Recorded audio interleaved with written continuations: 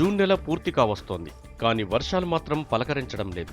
పొడమిపై పగబట్టినట్లు కనిపిస్తోంది వాన. ఎండలు మంటలు పుట్టిస్తున్నాయి. వేసవి కాలాన్ని మరిపిస్తున్నాయి. వానదేవుడి కోసం రైతన్న ఎదురు చూస్తున్నాడు. కానీ మరో 4 రోజుల పాటు వర్షాలు కురవకపోవచ్చంటున్నారు వాతావరణ శాఖ నిపుణులు.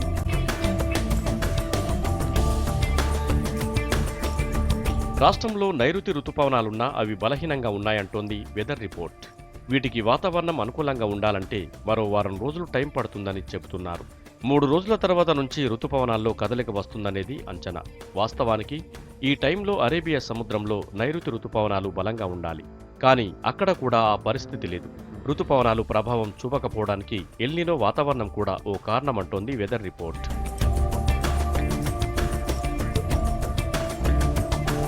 ఏటా ఈ టైంలో బంగాళాఖాతంలో అల్పపీడనాలు, వాయుగుండాలు వంటివి ఏర్పడుతుంటాయి. కానీ ఈసారి అవి కూడా లేకపోవడంతో వర్షాలు మొహం చాటేశాయి. ఈ నెల లాస్ట్తో పాటు వచ్చే నెలలో వర్షాలు పడతాయని అధికారులు చెబుతున్నారు. అప్పుడు కూడా పొడి వాతావరణమే ఉంటే ఈ ఏడాది కరువు తప్పదని హెచ్చరిస్తున్నారు.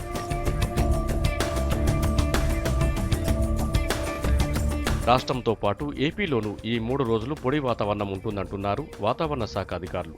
ఉష్ణోగ్రతలు కూడా భారీగానే ఉంటాయని, ఎండకి వెళ్లే టైంలో జాగ్రత్తగా ఉండాలని హెచ్చరిస్తున్నారు. వడగాల్పులు డేంజరస్గా ఉంటాయని అంచనా వేస్తున్నారు.